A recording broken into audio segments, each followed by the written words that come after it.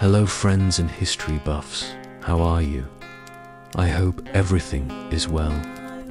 Today we are entering that pitch black forest where even the sun is afraid to go, the lair of Baba Yaga, which has chilled me the most in my life. If you find this dark and eerie history journey interesting, don't forget to like the video and subscribe to join our family. Also, thinking of this suffocating darkness of the forest, I wondered, what is your favorite music genre? Let's dispel the darkness in the comments. In the old tales of the Slavic world, the forest is not just a collection of trees. It is a character, a living, breathing entity that exists on the border between our world and another. It is a place of deep shadow and even deeper memory where the normal rules of reality begin to fray and where those who are lost or desperate or brave enough to seek it can find things that should not exist. You journey for days, leaving the familiar behind. The path disappears.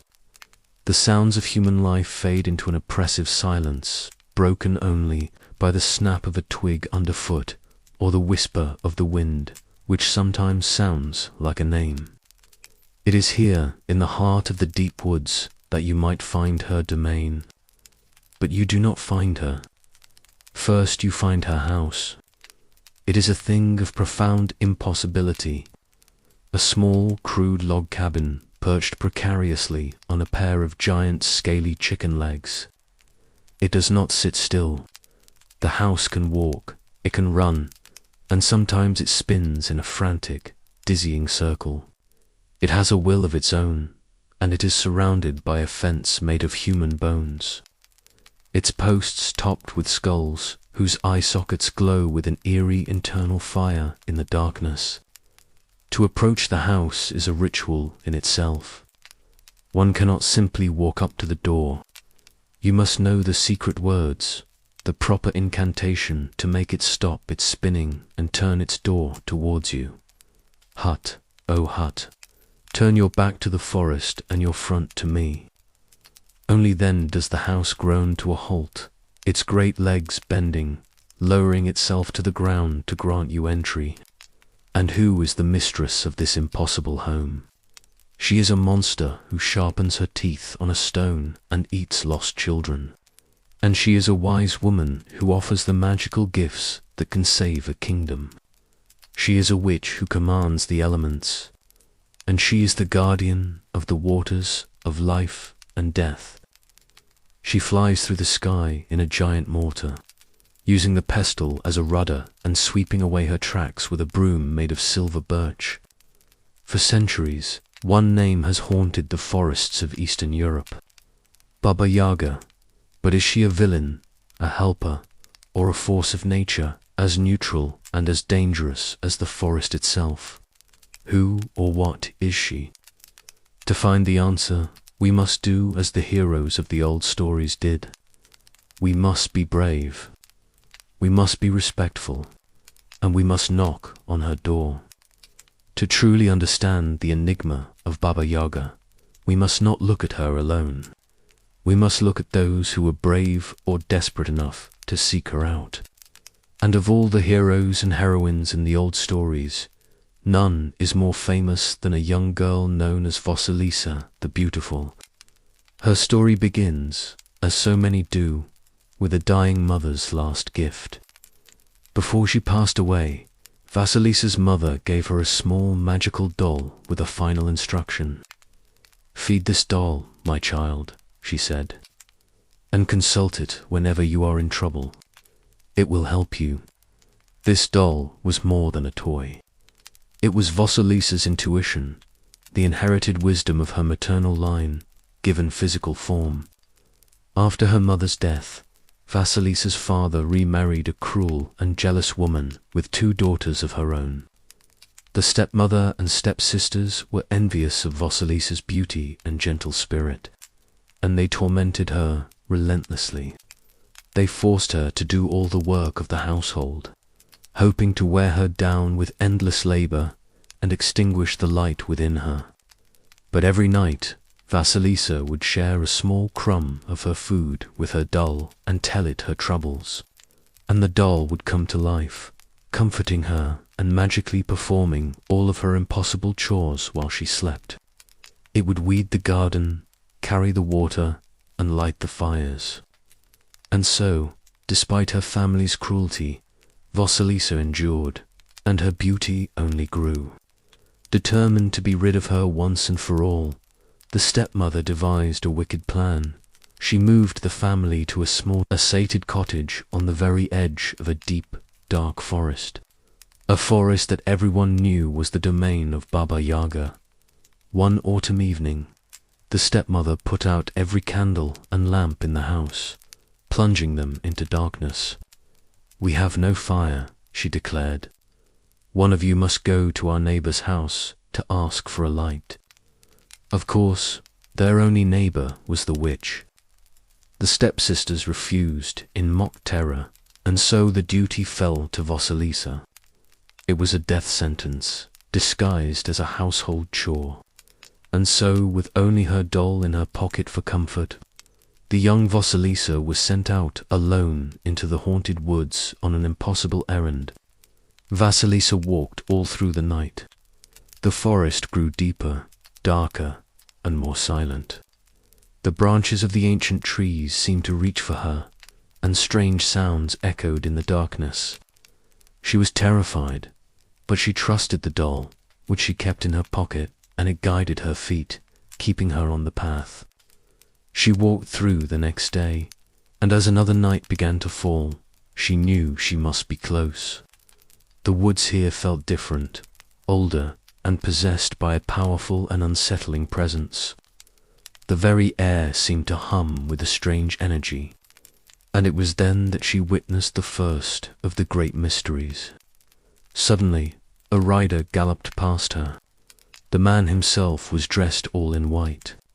His face was bright and shining, and he rode upon a pure white horse, and as he passed, the deep darkness of the night receded, and the pale grey light of dawn began to filter through the trees. Vasilisa was struck with awe, but she continued on her way. Later, as the sun was high in the sky, a second rider galloped past. This one was dressed all in red. His face was flushed and brilliant, and he rode upon a blood-red horse. And as he passed, the sun began to blaze with its full midday glory. Vasilisa now understood that these were no mortal horsemen. She was entering a realm where the fundamental forces of the world took on a physical form. Finally, as evening fell, she reached a clearing, and there she saw Baba Yaga's impossible hut, surrounded by its fence of bones. Just as she arrived, a third and final rider galloped past. He was dressed all in black. His face was dark as a shadow, and he rode upon a jet-black horse. He rode straight through Baba Yaga's gates and vanished. And as he did, night fell upon the world instantly, a deep and total darkness. Vasilisa stood in terror, the only light now coming from the glowing eye sockets of the skulls on the fence. Her doll trembled in her pocket. She had just witnessed the passing of Baba Yaga's faithful servants, her bright day, her red sun, and her dark midnight. The being she had come to see did not just rule the small hut in the woods. She commanded time itself. Trembling, Vasilisa entered the hut and found herself in a strange and wondrous place. The hut was far larger on the inside than it had appeared from without, but it was also grim and foreboding.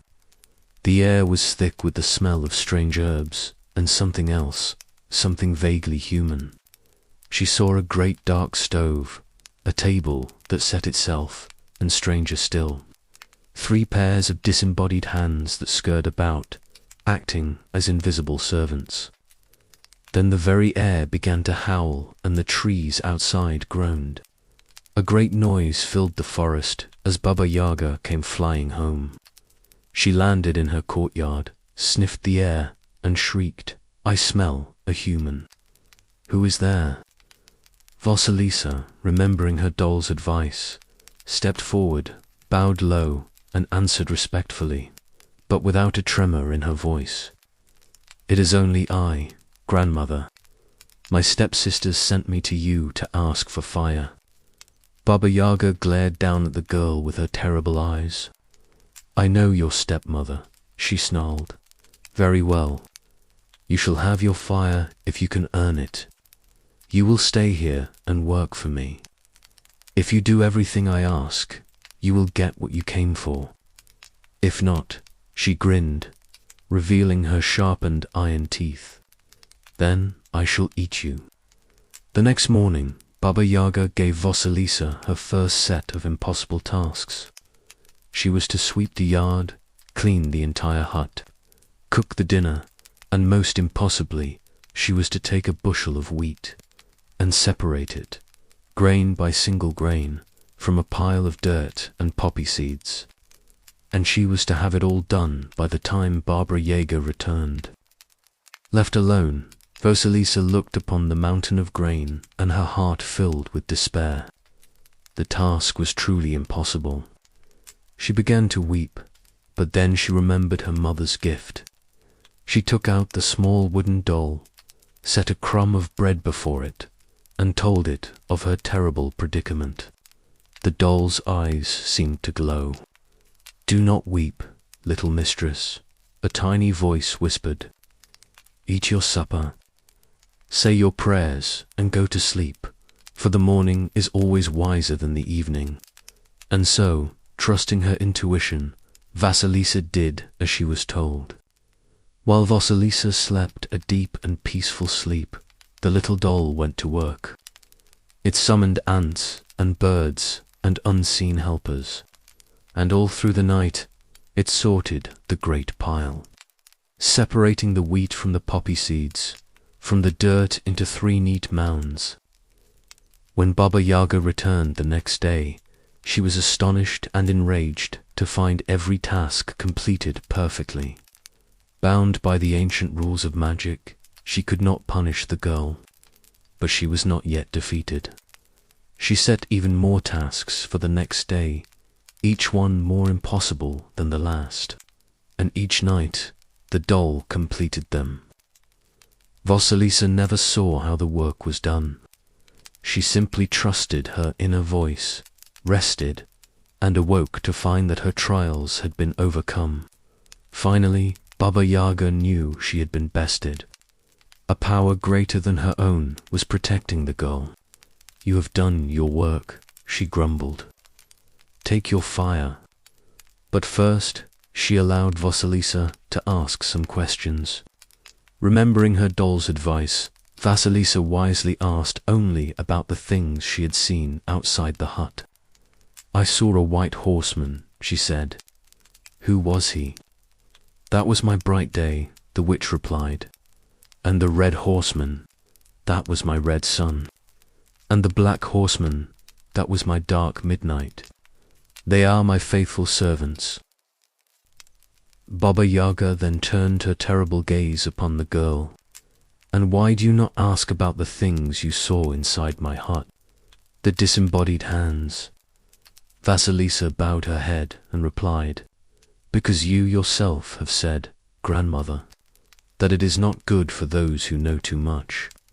This answer, showing that Vasilisa respected the boundaries of secret knowledge, pleased the old witch greatly. She had passed the final test, the test of wisdom. With the tests complete, Baba Yaga's demeanor changed. She was bound by the ancient laws of magic and hospitality. The girl had earned her prize. "You have asked enough," the witch grumbled. "Take the fire you came for and go."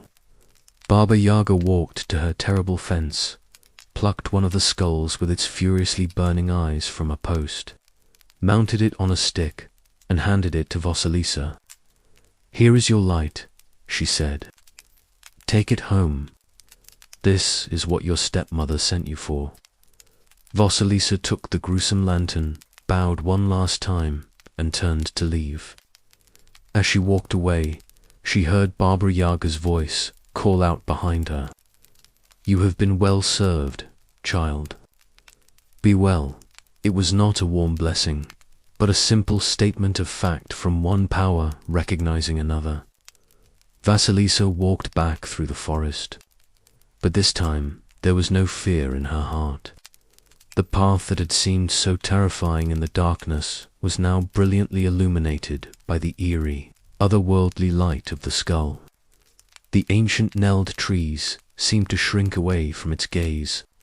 The darkness itself recoiled. She wanted to throw the skull away to be rid of the terrible object, but a quiet voice from the doll in her pocket whispered, "Do not throw it away, little mistress. You have earned it. Carry it home." Vasilisa understood. She was no longer just a frightened girl sent on an errand. She was now a wielder of magic, a carrier of a powerful and dangerous justice taken from the land of the dead itself. When she finally arrived back at the cottage, her stepmother and stepsisters rushed to meet her. They told her they had been without fire the entire time she was gone, unable to strike a spark. They were relieved to see the light she carried, hoping their cruel plan had succeeded in some other way. But as Vasilisa stepped into the cottage, the skull's burning eyes fixed upon the three wicked women.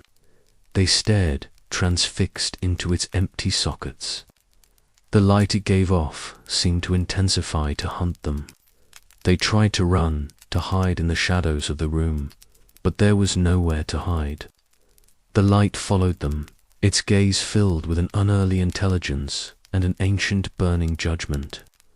The skull's gaze burned into them, tracking their every move. It scorched them with a magical fire, and by morning, all that was left of the cruel stepmother and her two wicked daughters was a small pile of fine black ash. This was not an act of murder committed by Vasilisa. It was an act of justice delivered by the uncanny power she had brought back from the very edge of the other world. Having survived her ordeal and seen justice done, Vasilisa buried the skull in the garden so it could harm no other. She left the cursed cottage behind forever and went on to live a long and prosperous life. Her trial by fire was over. She had faced the great and terrible Mother of the Woods and had emerged not as a victim, but as a wise and powerful woman in her own right. And so ends the most famous telling of the story of Vasilisa, the Beautiful, as it was collected in the 19th century by the great Russian folklorist Alexander Af. It is a powerful tale of quiet endurance, feminine intuition, and the righteous, fiery justice of the other world. But it is crucial to remember that these old stories are not like modern novels, fixed and unchanging.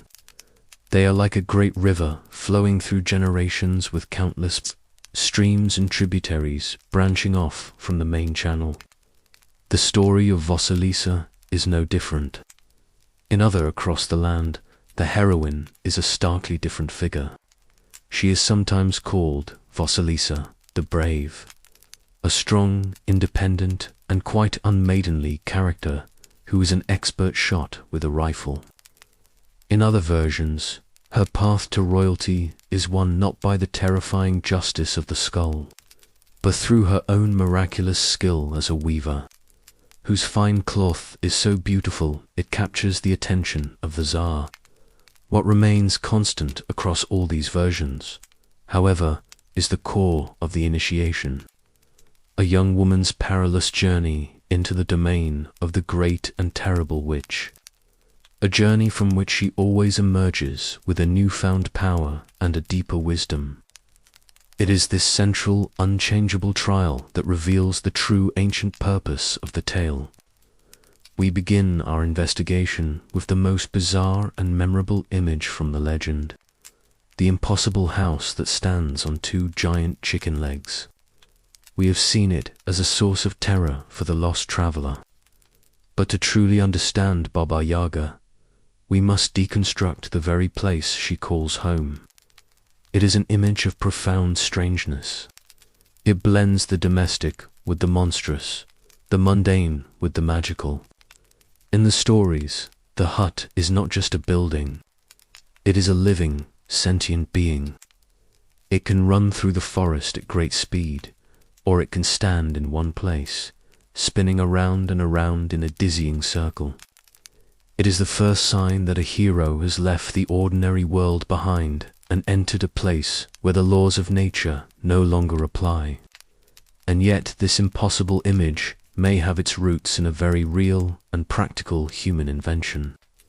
For centuries, the nomadic peoples of Siberia and northern Europe, like the Sami and other Finugric tribes, built their food storehouses or izbushkas in a peculiar way to protect their precious supplies from animals on the ground and moisture from the melting snow.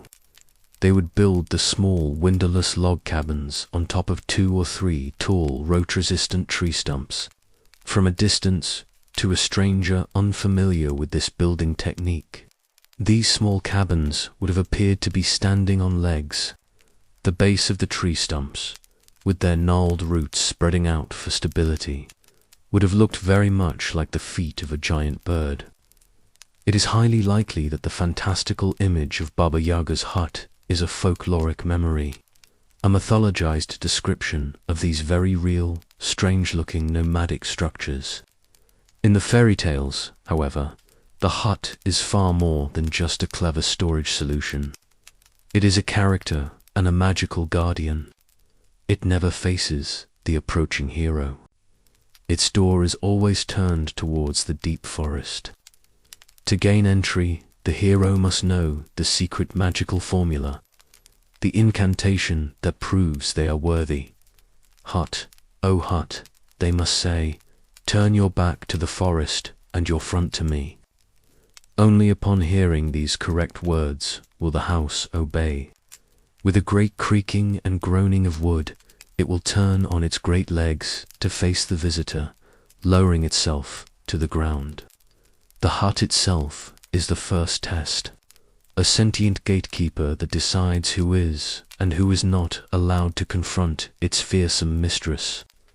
This reveals the hut's deeper symbolic meaning. It is a liminal space, a place that is neither here nor there. It exists on the very border between the world of the living and the land of the dead. The other world known in Slavic folklore as the thrice 10th kingdom. Its ability to turn its back on the forest and its front to the hero is the literal turning of a key in a lock between 2 dimensions. To enter Baba Yaga's hut is to willingly leave our world behind. It is to cross a threshold into a realm of pure magic and spirit, a place where time moves differently and the souls of the dead are close at hand. The hut is not just where Baba Yaga lives. It is the very portal to the supernatural world over which she holds dominion. Baba Yaga's strangeness extends beyond her impossible home to the very tools she uses. We have seen her arrive in a great mortar, steering with a pestle and sweeping her tracks with a broom. These may seem like bizarre, almost comical objects for a being of her power, but they are not random. They are deeply symbolic, and they reveal another layer of her ancient identity. But these objects are not random. They are deeply symbolic. The mortar and pestle were fundamental tools of the traditional woman's world. They were used to grind grain into flour, to transform raw ingredients into life-sustaining food. It is an act of creation, of nourishment, of domestic power. Baba Yaga takes these tools of life and subverts them. Her mortar does not create food. It is a vehicle of pursuit. In some stories, it is what she uses to grind up the bones of her victims. She represents domestic power untamed, broken free from the confines of the home, and unleashed upon the world with terrifying destructive force. The broom too has a dual meaning. On the one hand, it is another simple domestic tool used for cleansing and keeping order. But in Baba Yaga's hands, it becomes a tool of magical concealment. By sweeping away her tracks from the very air, she makes herself impossible to follow, untraceable. This act reinforces her status as a being who does not truly belong to our world. She moves through it, but she leaves no mark. She is a secret, a keeper of boundaries, and her passage is meant to be forgotten by all but those she chooses to interact with. Her broom does not just sweep away dust. It sweeps away her very presence from the fabric of reality. We have seen the gruesome fence that encircles Baba Yaga's domain, a horrifying barrier built from the remains of those who failed her tests. But this fence is not just a macabre decoration. It is a profound symbol, and by deconstructing it, we can understand the very nature of the world she rules. The posts are human bones. The gate is made of leg bones, and the lock is a jawbone with sharp teeth. This is a clear and brutal statement of her power. It is a warning, a trophy case, and a promise. It tells any approaching hero that they are entering the domain of a being for whom death is not a tragedy, but a building material. A being who holds absolute power over the lives and bodies of those who enter her world. At night, the only light in the clearing comes from the skulls themselves. Their empty eye sockets burn with an eternal magical fire, illuminating the clearing with an eerie dancing glow. This is the fire that Vasilisa was sent to retrieve, a light that comes directly from the face of death. In many of the tales, the fence has one post that is conspicuously empty. Baba Yaga will often tell the hero that if they fail in their impossible tasks, she will eat them and use their skull to complete her fence. This transforms the gruesome barrier from a simple warning into a direct personal threat, a ticking clock that measures the hero's proximity to becoming just another one of the witch's ghastly lanterns. But the fence is not truly meant to keep people out. It is a symbolic boundary. It is the literal and unmistakable border marker for the land of the dead. To pass through the gate made of human bones is to leave the world of the living behind and to enter the underworld. A separate reality where Baba Yaga is the absolute authority. Everything about her domain, the living hut that acts as a guardian, the strange tools that defy their function, and the fence that separates life from death, establishes her true role. She is not just a witch living in the woods. She is a primal goddess, a chthonic power, the great and terrible guardian of the threshold between our world and the next. To understand the true origin of a figure as strange and ancient as Baba Yaga, we must look beyond the fairy tales. We must journey back further in time to the world before the arrival of the Christian cross to the deep, primordial faith of the pre-Christian Slavic peoples. This was a world governed by a pantheon of powerful and often fearsome nature gods. At the head of this pantheon was the great Perun, the god of thunder, lightning, and war. A stern and fiery sky father, whose sacred tree was the mighty oak, and whose weapon was the axe. His great rival was Velis, the horned god of the low places, of the forests, the water, and the underworld. Vels was a god of magic, of secrets, of cattle, and of wealth. And the cosmic battle between the high god of the sky and the horned god of the earth formed the central drama of their mythology. The ancient Slavs did not build great stone temples like the Sumerians or Greeks. Their most sacred spaces were the ones already provided by nature. They were ripped in ancient, untouched groves of trees on the peaks of high mountains and at the bends of sacred rivers. Here they would erect great wooden idols intricately carved with the faces of their gods. And before them, their priests, known as the Vulvi, would make offerings of bread, grain, and mead. Their faith was not contained within four walls. It was woven directly into the fabric of the land they inhabited. A deep, an inseparable bond between the people and the spirits of the natural world. And it was not just the great gods who held power. For the ancient Slavs, the entire world was saturated with magic and consciousness. Every forest had its own guardian spirit, the lay. Every body of water had its beautiful and dangerous Rusalki, and every home had its mischievous household spirit, the domovoi. This was a world where the boundary between the natural and the supernatural was thin, porous, and constantly shifting. A world where spirits were not just a matter of belief, but of daily lived experience. It is from within this ancient animistic worldview, a world of powerful nature gods and ever-present spirits, that we must search for the true, primordial face of Baba Yaga. To find the true origins of Baba Yaga, we must understand that she is not just a character. She is an archetype. She is the great and fearsome crone, the third face of the ancient triple goddess, the maiden, the mother, and finally the crone. The crone is the embodiment of winter, of endings, of death, and of the harsh, terrifying wisdom that comes only with immense age. Many folklorists and historians believe that Baba Yaga is a folkloric memory, a faded, distorted echo of a much older, more powerful pre-Christian goddess, a deity who once held a central place in the spiritual lives of the ancient Slavs before she was demoted and demonized by the new Christian faith. When we look across the myths of ancient Europe, we find her sisters hiding in plain sight. Within the Slavic world itself, we find the goddess Marana or Ma. She was the divine personification of winter, famine, and death. Her arrival marked the end of the harvest and the beginning of the long, dark, frozen months.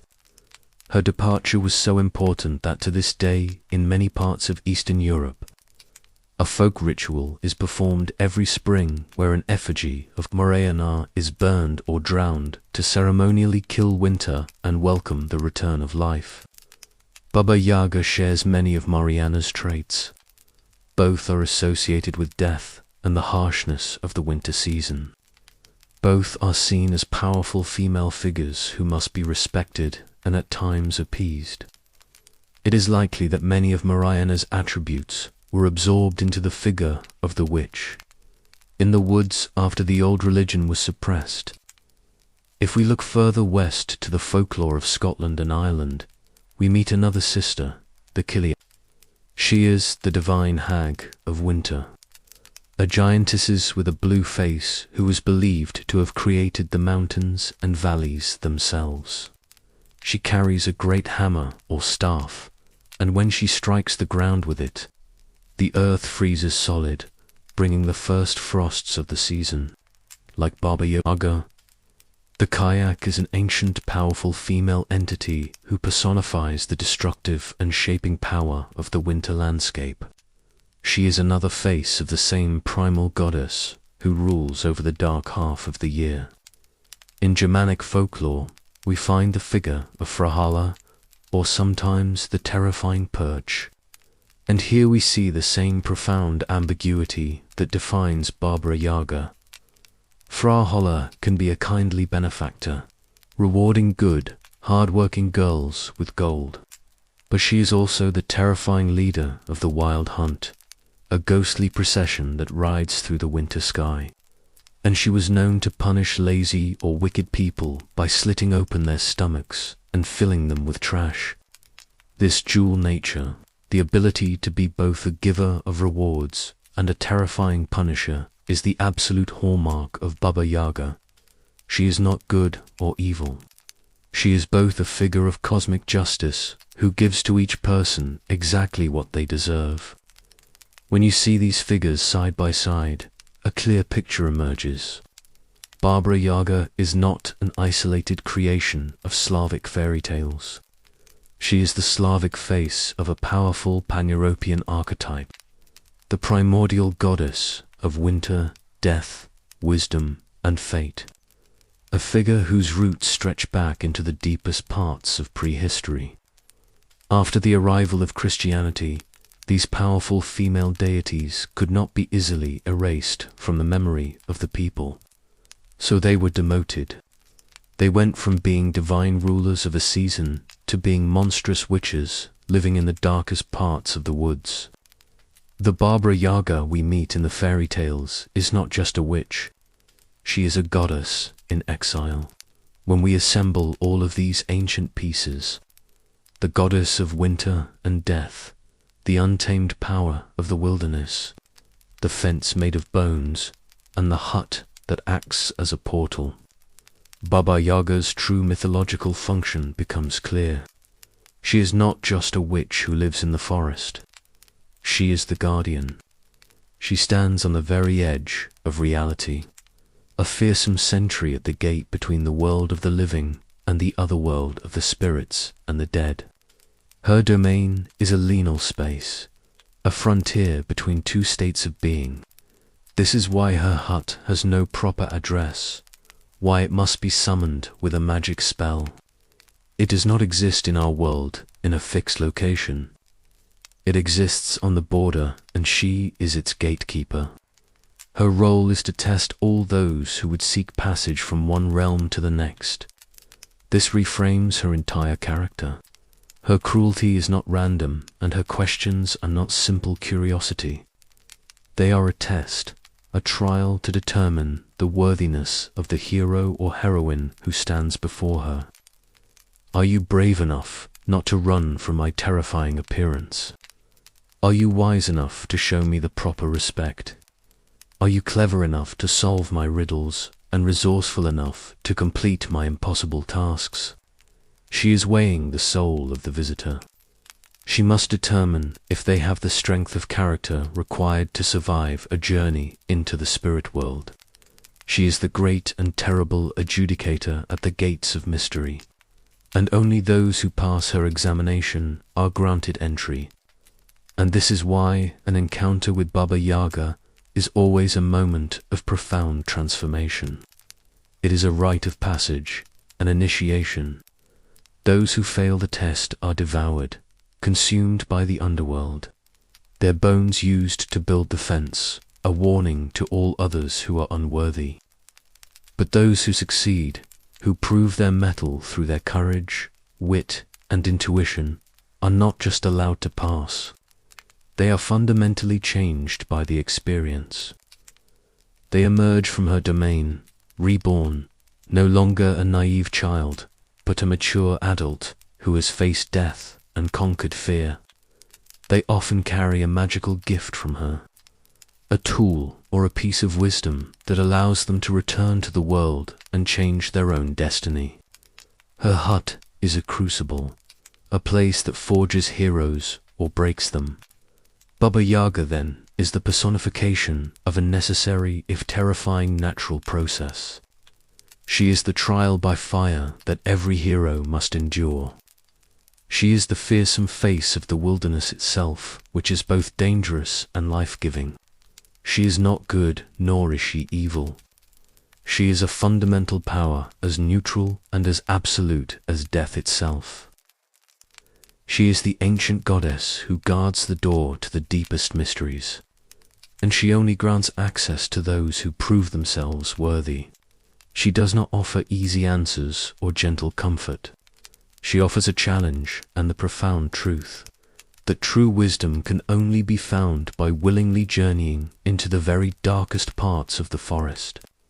If Baba Yaga is the fearsome guardian of the gate to the other world, then who is the master of that desolate kingdom?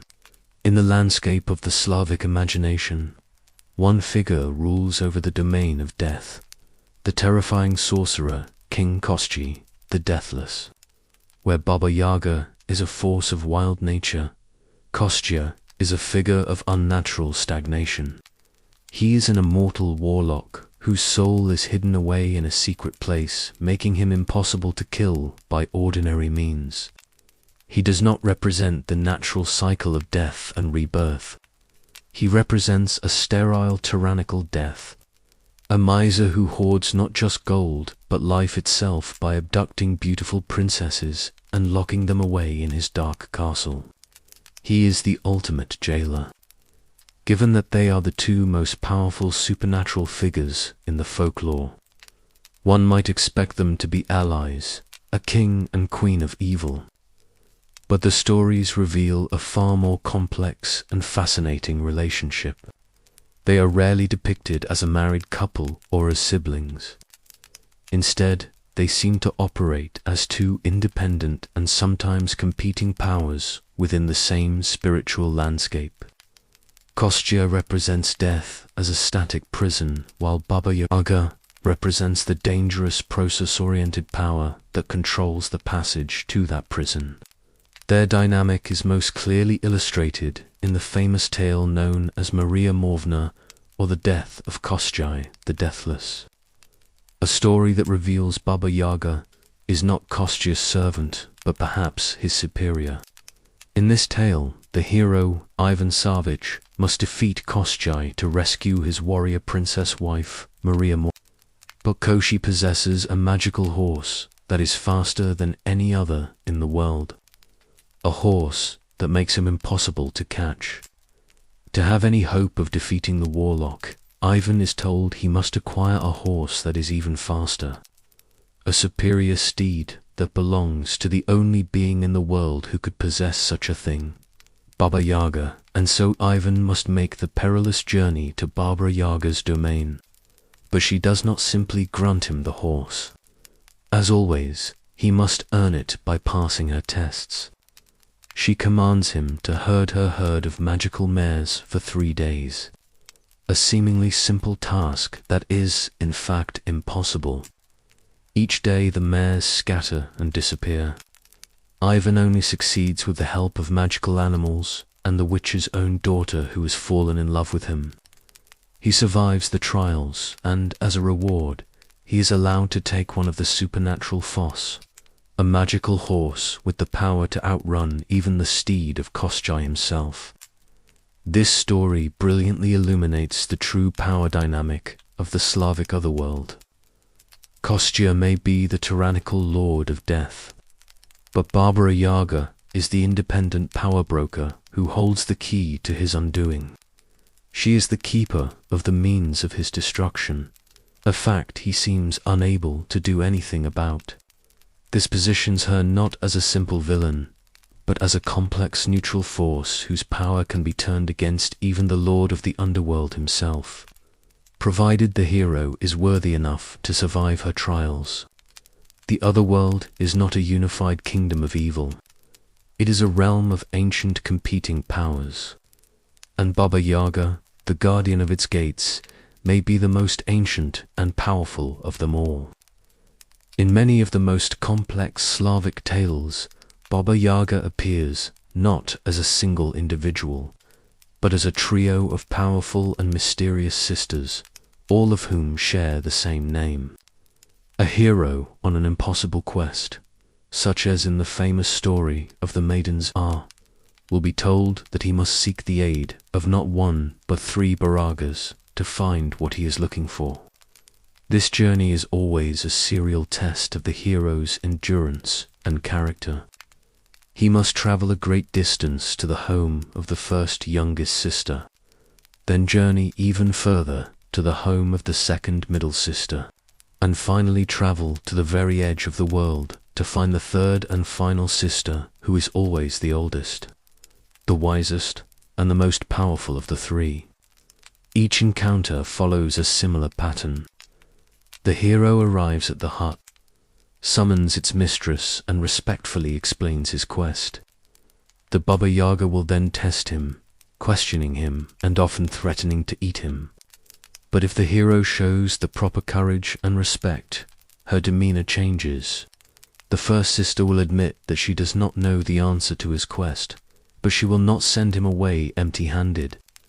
Impressed by his spirit, she will give him a magical gift, a supernatural horse, a magic ball that rolls ahead to show the way, and she will provide him with the directions to the home of her middle sister, warning him that the next stage of his journey will be even more perilous. The hero repeats this process with the second sister, who then sends him on to the third. It is this final Baba Yaga, the eldest and most powerful, who holds the ultimate key to the hero's success.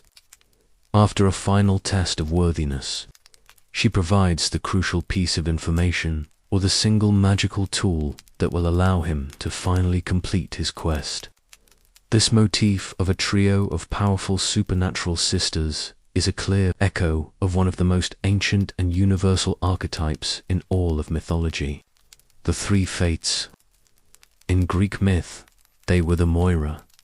In Norse myth, they were the Norns.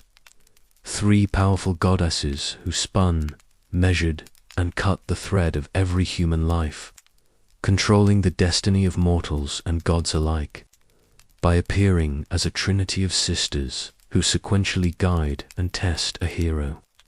Baba Yaga's role is elevated far beyond that of a simple witch. She is revealed to be a part of a divine triumvirate that presides over fate itself. Her tests are not arbitrary. They are a necessary part of the hero's preordained destiny, a journey that she does not just oversee, but actively shapes. While many heroes earn Baba Yaga's favor through their virtue and wit, other tales reveal a much darker side to her role as a donor. In these stories, her magical aid is not given willingly. It must be taken by force. The tale of the blind man and the is a perfect example. Here she appears as a purely parasitic villain who visits a kidnapped merchant's daughter to drain her of her life force. The two heroes of the story, a blind man and a who have sworn brotherhood, manage to track her down and capture her. They threaten to throw her into a fiery oven unless she reveals the location of a magical fountain that can heal their afflictions. Here we see a different kind of hero, one who does not win through politeness, but through turning the witch's own terrifying power, the oven, against her. Even when captured, however, Baba Yaga is treacherous. She first tries to deceive them, leading them to a fountain of fire that would destroy them. Only when they overcome her trickery and threaten her again does she finally relent, guiding them to the true waters of healing. This reveals a crucial aspect of her character. Her power can be a source of restoration, but it is often given only grudgingly, extracted from her by those who are clever and ruthless enough to corner her. To fully appreciate Baba Yaga's unique and cosmic status, it is useful to contrast her with the more common guardian of the Slavic woods. The Lay is a powerful and ancient spirit, but his power is fundamentally local. He is a tutelary deity, a guardian spirit whose domain is a particular forest. He is a master of trickery, able to mimic the voices of loved ones to lead travelers astray. He can be a fearsome protector of his animals, but he can also be a benefactor, offering knowledge of herbs or ensuring a successful hunt for those who show him the proper respect. The Lay is a powerful spirit of the forest. His very being is tied to the woods he inhabits. Baba Yaga is fundamentally different. While her hut is located in the forest, she is not a spirit of the forest. Her power is cosmic. As we saw in the tale of Vasilisa, her servants are not woodland animals. They are the day, the sun, and the night. She does not just control a single patch of woods. She commands the very turning of the world. The lassie might make you lose your way on a path. Baba Yaga's hut is the path to an entirely different reality. The Lihi might test your respect for the natural world. Baba Yaga tests your readiness to enter the world of the dead. This distinction clarifies her exceptional status. She is not just another spirit in the teeming Slavic pantheon. She is a primordial, chthonic power whose gateway to the underworld simply happens to be located in the deepest, darkest part of the woods. We have now explored the world of Baba Yaga.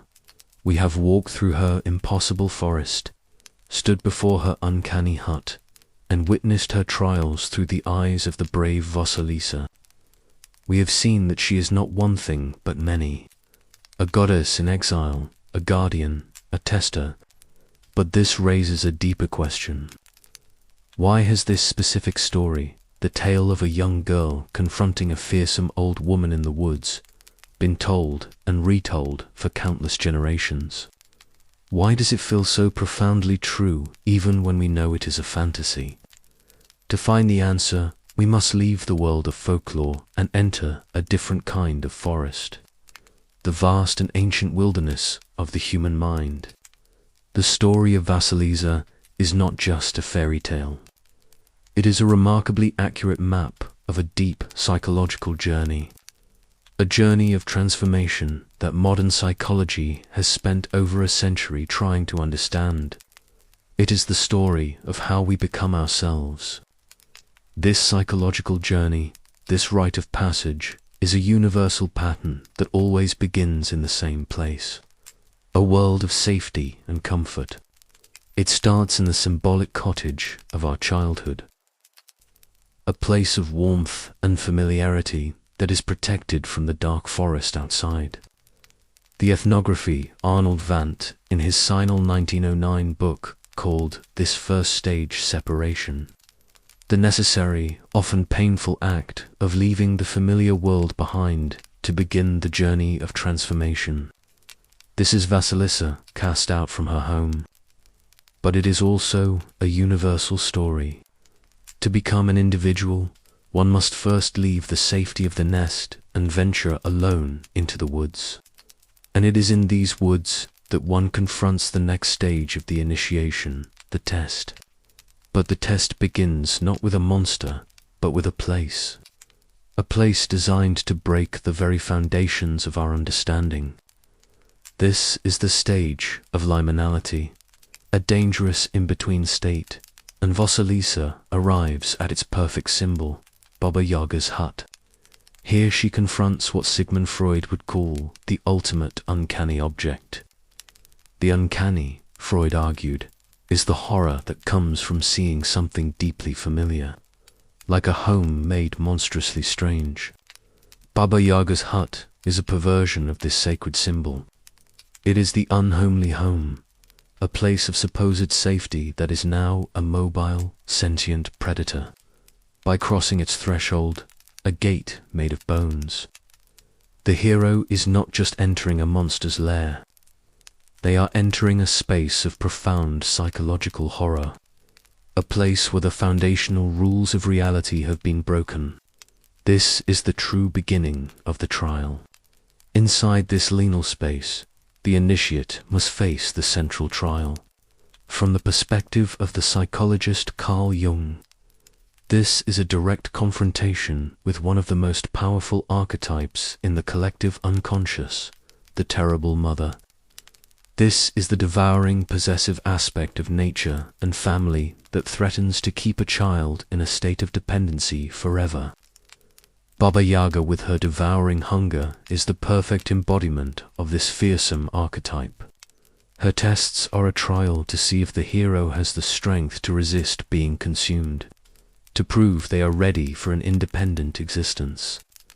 Vasilisa must serve this terrible mother but not be destroyed by her. And this trial serves a crucial narrative purpose as identified by the Russian scholar Vladimir Prop. Baba Yaga functions as the archetypal donor.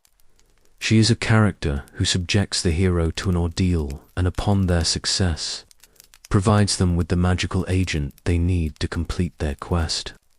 Her cruelty is a catalyst. By passing the tests, using her intuition and wisdom, Vasilisa proves her worthiness. And so, the terrible mother is forced to become the benefactor. She gives Vasilisa the fiery skull, the very tool she needs to overcome her oppressors back in the world of the living. This leads to the final stage of the ritual, incorporation. Vasilisa returns to her world, no longer a helpless victim, but a transformed individual armed with a new power and a new understanding of the world. She has survived the symbolic death and has been reborn as an adult. The story of Baba Yaga, then, is not just a scary tale. It is a sophisticated map of the soul. A story that uses the language of folklore to describe the terrifying but necessary psychological journey we must all take. Leaving the safety of home, confronting the devouring darkness of our own fears, and emerging with the wisdom that can light our way forward. There is one final crucial lens through which we can understand the enduring power of Baba Yaga, and it is the radical nature of her femininity. In the vast majority of European folklore, a female character's power is defined by her relationship to men. She is the beautiful maiden to be won, the faithful wife, the nurturing mother, or the evil stepmother plotting against a king. Her identity is almost always relational. Baba Yaga violently rejects all of these categories. She is not a wife, not a mother in any conventional sense, and beholden to no male authority. Her power is not borrowed or derived. It is ancient, elemental, and entirely her own. Rooted in her connection to nature and the other world, she represents a form of female power that is self-defined, sovereign, and utterly undomesticated. In this light, she becomes a powerful icon, a representation of a wild sovereign nature that refuses to be tamed, controlled, or exploited by human systems. This is why she endures. She represents a kind of power that society often tries to control or erase. The power of intuition, the cycles of nature, and the power of a woman who is entirely and terrifyingly her own master. She is not a role model in the simple sense. She is far too dangerous for that. But she is a profound and enduring symbol of fierce independence, a reminder of a wild, ancient, and powerful femininity that cannot be neatly categorized and will not be controlled. While so many other figures from ancient folklore have faded into obscurity, Baba Yaga has not only survived, she has thrived. In the modern era, she has been rediscovered by a new generation of storytellers, emerging from the deep woods of Slavic fairy tales and into the global landscape of popular culture. But her first great leap into the modern consciousness was not in a book or on a screen. It was in a concert hall. In 1874, the great Russian composer Modest Morsky wrote a brilliant and revolutionary suite for piano called Pictures at an exhibition. Each movement of the piece was a musical interpretation of a different piece of artwork by his late friend, the artist Victor Hartmann. One of Hartmann's designs was for a bizarre clock crafted in the shape of Baba Yaga's hut on chicken legs. Inspired by this strange folkloric image, Morsky composed a ferocious and terrifying piece of music, a movement titled The Hut on Fowl's Legs, Baba Yaga. It is not a gentle portrait. It is a wild, dissonant, and percussive musical assault that captures the terror and raw power of the witch's flight through the forest. The music pounds and shrieks, creating an unforgettable sonic image of her character. Morsky's piece immortalized Baba Yaga not just as a character in a children's story, but as a subject worthy of high art. She had captured the imagination of the great Russian nationalist composers who were mining their own folklore for inspiration. The composer Anatoly Lyudov would later write his own sinister and atmospheric tone poem about her, further cementing her place in the classical canon.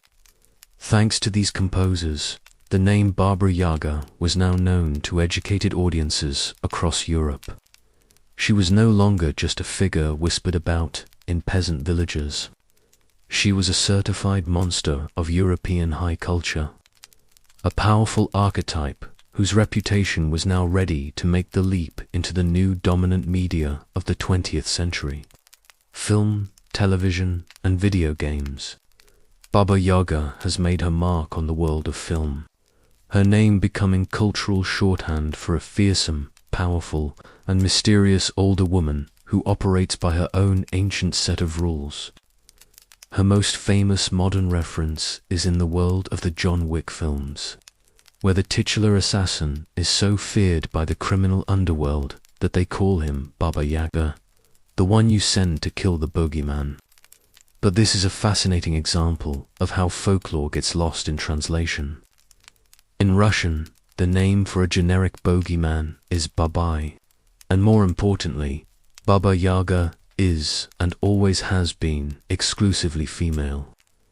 The film's mistranslation and gender swapping is revealing. It shows that her name alone, divorced from its original context, has become a pure symbol of terrifying, unstoppable force. Her legacy in the 20th century also took a strange, political turn in the Soviet Union. After initially suppressing folklore as backwards, the Soviet state in the 1930s began to revive these national tales as a tool for shaping cultural identity. And in the hands of state-sponsored animators, the ancient terrifying goddess was tamed and repurposed.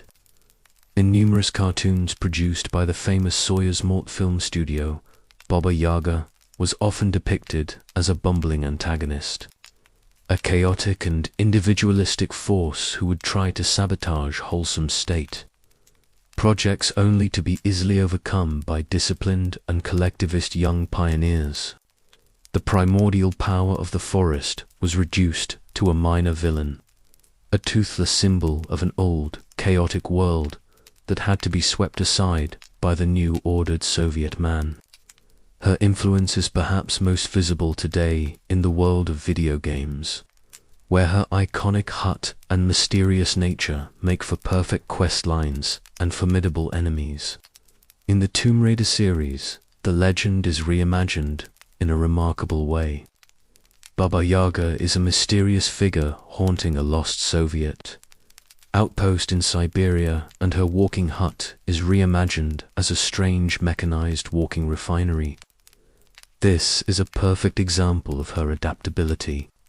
Even when her story is stripped of its traditional magic and placed in a modern technological setting, the core elements remain. A mysterious and powerful woman, a haunted valley, and a terrifying walking house, proving the archetype is strong enough to survive any translation. From ancient goddess to fairy tale witch to state propaganda tool to video game boss, Baba Yaga has proven to be as resilient and as unkillable as the stories themselves. So we return to our original question. Who or what is Baba Yaga? Is she a monster? A memory of a lost goddess? A gatekeeper to the spirit world? Or a powerful psychological archetype representing our deepest fears? The answer, perhaps, is that she is all of these things and none of them entirely. Her true nature and the source of her enduring power is her refusal to be a single simple thing. She is a living paradox. She is the face of death, but the path to her hut is the path to rebirth.